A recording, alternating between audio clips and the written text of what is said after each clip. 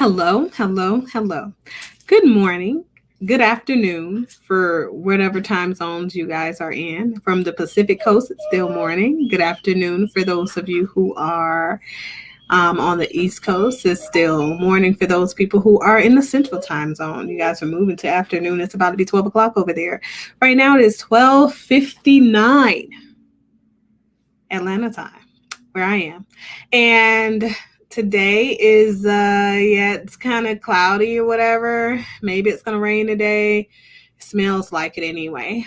I know you people who are on Central Standard Time that are in Louisiana right now are experiencing some mishaps, one could say, some difficulties as you guys are navigating this hurricane. I think it's Ida, and it's something.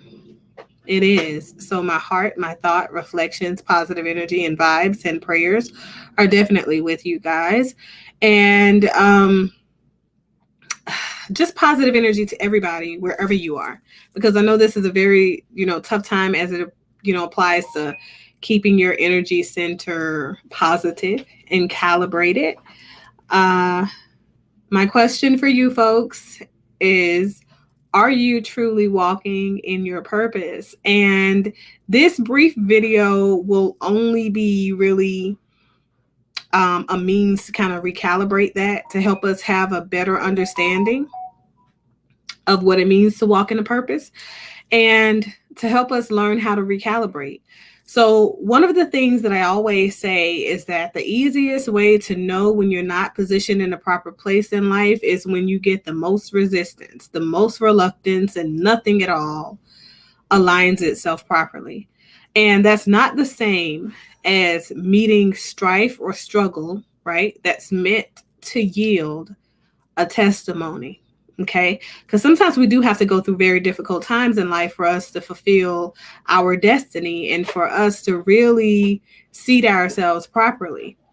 These are things that we sometimes have to go through. So struggles are not something that just means that we need to withdraw. Sometimes we do have to persevere. We have to push forward.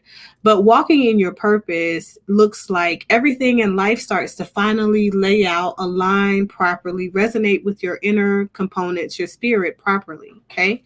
So that means that you're not experiencing resistance on all corners of life. And there is an internal peace that resonates with you. That applies to work, friendships, life in general. Okay.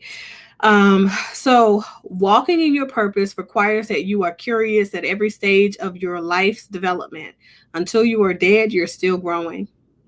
You're still maturing.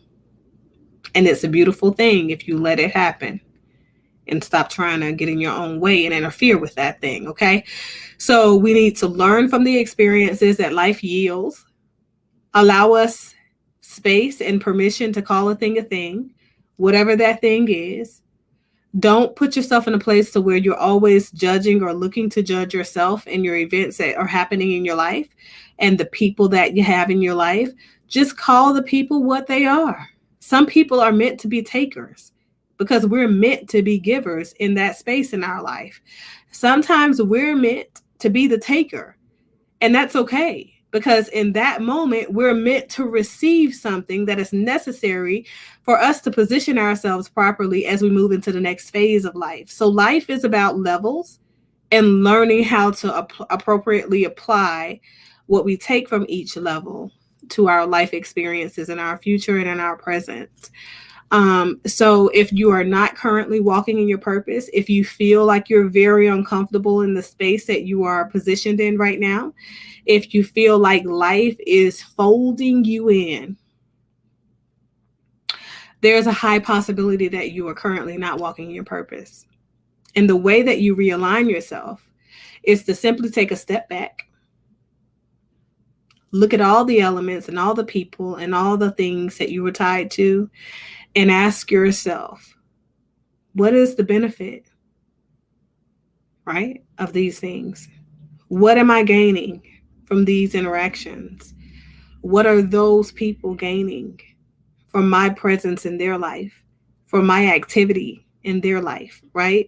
And if you find that there is nothing being gained on either parts, that means that you have allowed yourself to stay in someone else's life, have allowed them to stay in your life outside of their designed or destined purpose.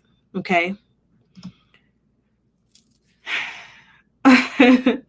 Hey Dorothy, how are you? Good afternoon. And I'm happy that I've helped you to find that understanding.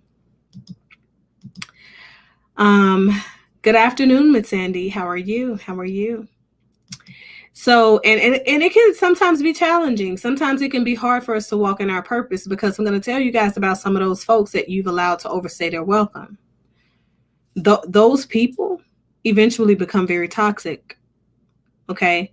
And even though they had a purpose previously, and we had a purpose previously in their life, eventually they start to impede on your peace, your understanding, your resiliency, your growth, and your maturation.